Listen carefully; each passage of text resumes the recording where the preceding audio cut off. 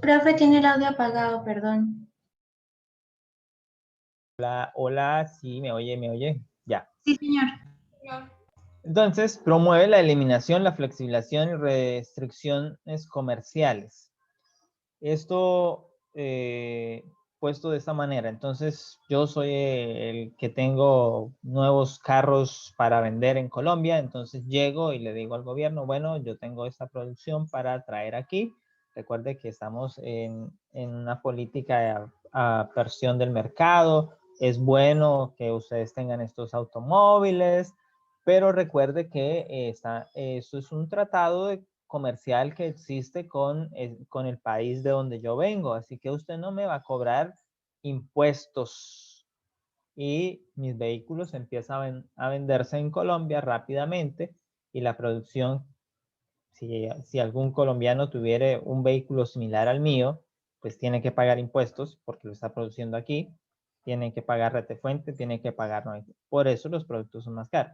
Entonces, en estos tratados de libre comercio, no solo sucede este fenómeno con los productos manufacturados o industrializados, sino también con los productos agrícolas.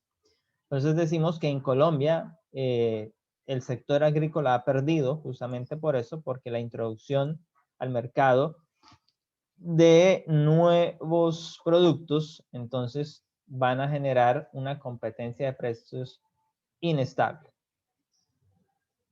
Porque habrán productos que en el mercado aparentemente son más baratos, pero esos productos son porque vienen bajo las políticas neoliberales, ingresaron al país bajo un tratado de libre comercio, no están pagando impuestos y sí se están llevando el dinero de la nación, lo están sacando. Y el dinero, entonces recuerde que no se crea dinero. Cuando queda un hueco, cuando esos 1.000 pesos se sacan, o cuando esos 10.000, cuando ese millón se saca, pues se genera un hueco. Y ese hueco, entonces va a cargarlo a alguien. Alguien tiene que poner ese dinero que desapareció, por decirlo de esa manera, que lo sacaron del país a través de la venta de esos productos. Entonces Colombia tiene que vender productos en el extranjero para regresar ese dinero y ustedes verán, si consultan los índices del año pasado, resulta que Colombia importó más que lo que exportó. Es decir, que tuvimos una fuga de capital. Las políticas fiscales deberían ser férreas. ¿Qué traduce eso? Disminución de los impuestos sobre la producción. Entonces aquí entendemos por qué el gobierno tiende a quitarle impuestos a las empresas. Porque en la reforma del 2019 a las empresas se les regalaron 15 billones de tributación que ellos pagaban en 2018 y que son los 15 billones que hoy le están haciendo falta al gobierno porque le quedó ese hueco en la caja y que quieren que el pueblo los pague. Flexibilidad en la legislación laboral.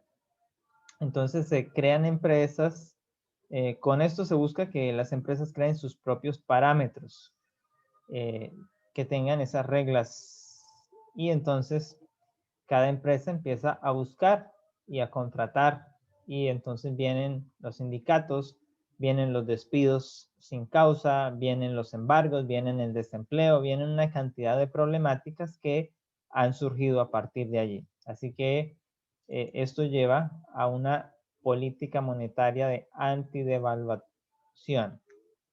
El Estado tiene que estar regulando, tiene que estar restringiendo la moneda para evitar que las tasas de interés se disparen, para evitar que se encarezca.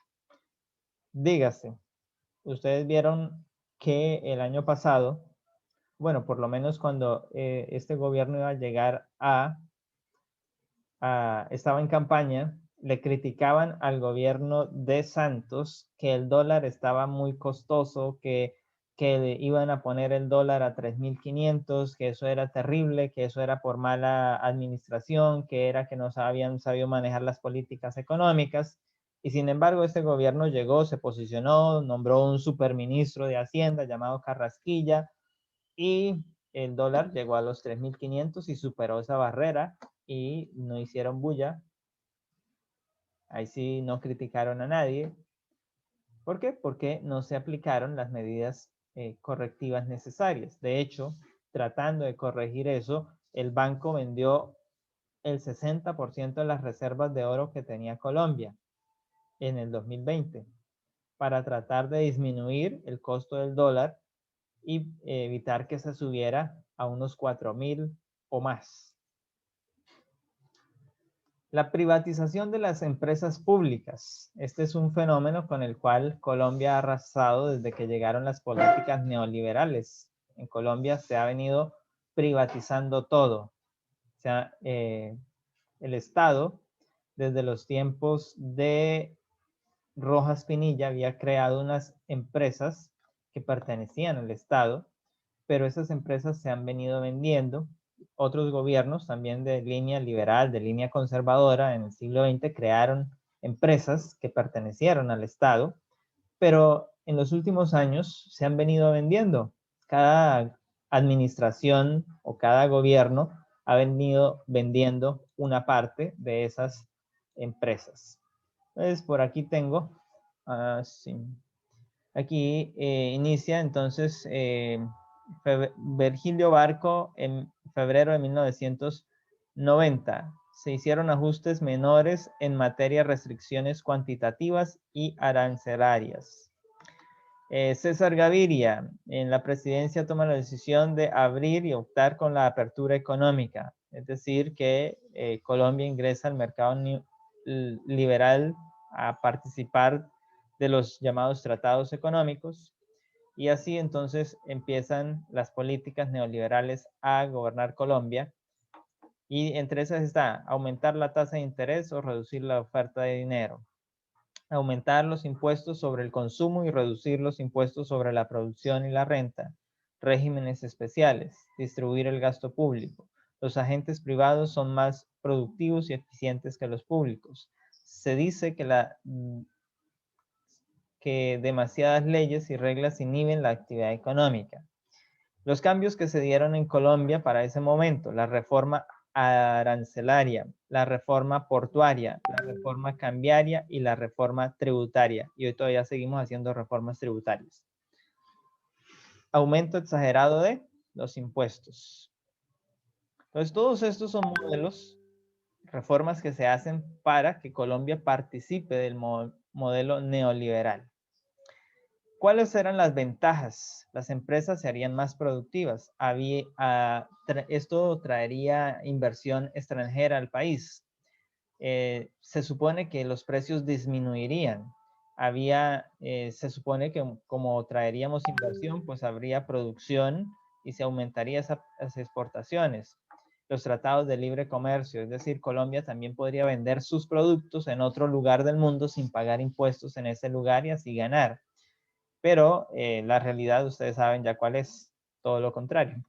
Las desventajas. Entonces el neoliberalismo, en pocas palabras, ha puesto la industria colombiana en desventaja frente a las más damnificados son el sector agrícola, el sector del campo. El cierre de pequeñas empresas debido al ingreso de los productos extranjeros con menor valor. ¿Por qué con menor valor? Porque no pagan impuestos, mientras que los productos que se se hacen aquí sí tienen que pagar los impuestos. Entonces, el aumento del IVA, la implementación de un impuesto que inicialmente se llamaba el 1 por mil, el 2 por mil, el 3 por mil, el 4 por mil y que ya acabamos de celebrarle la mayoría de edad al 4 por mil y todavía seguirá con nosotros. El aumento de los niveles de desempleo. Cuando nació este impuesto era algo transitorio, era algo para 2 años nomás y ya tiene más de 18 años aplicándose a los colombianos. El IVA inicialmente estaba por allá como en el 12%, pasó al 16% y en el gobierno de Santos pasó al 19% y ahorita está en el debate de que hay que ponerle a los que no tienen IVA el IVA. El modelo neoliberal en Colombia trajo más prejuicios que beneficios. Es más lo perjudicial que nos trajo que lo que nos ha ayudado. Las políticas del neoliberalismo están diseñadas para países con economías mucho más activas que la economía colombiana. Es decir, esas políticas pueden servirle a Estados Unidos, Alemania, al grupo del G7, del G8, del G20, pero no a los países en vía de desarrollo como Colombia. ¿Cuáles son las críticas que tiene este modelo neoliberal? Entonces, las críticas que se le hacen, existen varias razones relevantes por las cuales el modelo no es viable, especialmente por razones de índole social. Para los detractores del modelo neoliberal, las prácticas que proponen solo apuntan al beneficio de generadores de riqueza, obviando el bienestar del resto de la población. Colombia tiene la tercera peor desigualdad entre 129 países del mundo. Solo nos supera Haití y Angola, dos países que están peor que los colombianos, pero somos el tercer país en desigualdad. La ausencia de reglas para generadores de riqueza puede hacer que la brecha social se profundice, es decir, que los más ricos serán más ricos y los más pobres sean más pobres. Entonces hay ese desequilibrio en Colombia, que es auspiciado justamente por este señor llamado Fondo Monetario Internacional, que trae políticas para favorecer a sus grandes amigos, a los grandes empresarios, a las multinacionales, a los corporativos internacionales y va en contra pues del pequeño empresario, del agricultor, del ciudadano de a pie y demás. Es una de las razones por el cual el Fondo Monetario Internacional es mal visto en Latinoamérica y en Colombia. De hecho, si no estoy mal, Bolivia, que acabó de cambiar nuevamente de gobierno con la elección que hicieron del nuevo presidente, pasando del gobierno de facto a un gobierno otra vez democrático, elegido por el pueblo, decidió devolver al Fondo Monetario el préstamo que había sacado Yanine Áñez. ¿Por qué? Porque las políticas que debía implementar Bolivia irían en contra de la población boliviana y los que llegaron al poder pues están en favor del pueblo y no en contra del pueblo, o sea, son diferentes a los que nos gobiernan a nosotros aquí. La flexibilización en cuanto a la contratación laboral puede traer consecuencias negativas para los trabajadores. Bajos salarios, limitar los beneficios económicos que tienen las vacaciones, la reglamentación, los parafiscales, las cesantías. En Colombia se discute la llamada pensión, los fondos pensionales. Todo eso está allí. La salud, el acceso a la salud. Todo está allí. La privatización de los servicios públicos. ISA, que era una empresa del Estado, fue vendida. Telecomunicaciones. Colombia tenía una empresa que se llamaba Telecom, que era el Estado, lo vendieron. También están vendiendo Ecopetrol en acciones de bolsa. Cada año venden una parte de las acciones de Ecopetrol. Si la reforma que están pretendiendo ahora no se logra, van a vender otra parte de Ecopetrol para recuperar pues el dinero que no logran sacar con la reforma. En otras maneras, igual se lo van a sacar al pueblo porque esa es plata del pueblo. Entonces, aquí tenemos los primeros que iniciaron ese proceso. Ningún gobierno de los últimos años se salva. Todos están inmersos en el proceso. Entonces, Ernesto Samper privatizó la energía en Colombia. Fue el que inició con la privatización de ISA e ISAGEN. En 1999, el Estado colombiano firma con el Fondo Monetario Internacional. El gobierno colombiano se compromete a impulsar los programas de privatización, o sea, de privatizar las empresas. Y entonces, todas estas empresas que pertenecían al Estado pasaron a ser privadas. El gobierno las vendió. ¿Qué hicieron con ese dinero? Se dijo que iban a mejorar la infraestructura vial del país. Realmente Colombia no vio ese dinero. Se perdió, se esfumó, se lo tumbaron, como decimos por ahí. En 2001, durante el gobierno de Andrés Pastrana, se efectuó la venta de carbones de Colombia. El primer gobierno de Álvaro Uribe vendió la mitad de las acciones de la empresa de Telecom, Ecogas y Energía de Bogotá. En el segundo gobierno de Uribe se inició la privatización de Ecopetrol vendiendo el 11% de las acciones de la participación estatal en Ecopetrol. Juan Manuel Santos terminó la privatización de ISAGEN, que había empezado por allá en el tiempo de Samper.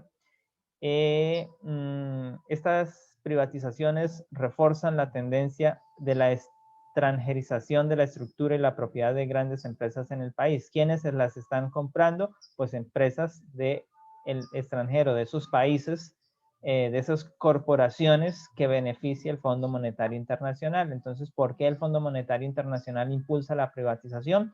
Porque hay unos grupos económicos que ellos protegen y que son los que se van adueñando de las empresas que le pertenecían al Estado. De esta manera, están desfinanciando al Estado, están haciendo al pueblo más pobre, porque toda la empresa que pertenezca al Estado es el dinero del pueblo, es la riqueza del pueblo que está invertida ahí, es el dinero, el capital del pueblo, es la producción de la nación. A estos organismos, en el modelo neoliberal, no les conviene que los estados tengan dinero, que sean independientes. Iván Duque es un fiel defensor del modelo neoliberal, enquistado en Colombia desde los años 90, cuando la Constitución fue reformada para hacerla más eficiente. En su discurso de posición, Iván Duque se proclamó como el representante de la renovación política y se comprometió a generar libre de odios. Y esto entonces ha sido. Después propuso el Pacto por Colombia. Después, contrariamente a estos postulados, su gobierno ha estado marcado por la continuidad del neoliberalismo. Iván Duque continúa la tarea de sus antecesores con la propuesta del ministro de Hacienda, el famoso Alberto Carrasquilla, de vender las acciones o la participación que tiene el Estado en Ecopetrol. Y aquí vemos a Duque en el Fondo Monetario Internacional. Aquí vemos el Banco de la República reportó una deuda externa del 50%, es decir, la mitad del Producto Interno Bruto de Colombia estaba en deuda para el año 2020. Pero recuerden que el año pasado el gobierno pidió otro préstamo a estos organismos, al Fondo Monetario y al Banco Mundial, así que ya debemos más del 50%, creo que está como en el 60% ya la deuda de Colombia. Colombia pide al Fondo Monetario Internacional un crédito de 11.000 millones de pesos por la situación del coronavirus. Esto lo hicieron para ayudar a los pueblos, para darle ayudas al pueblo colombiano. Sin embargo, al pueblo colombiano no le dieron 11.000 millones de dólares. Así es la realidad del proyecto neoliberal que impera en Colombia. ¿Preguntas? No, señor. Muy bien, gracias por haber participado de la clase, de haber estado y tengan presente, analicen las ideas allí, revisen la situación que vivimos y comprendan entonces por qué estamos como estamos. Un feliz día, el Señor les bendiga.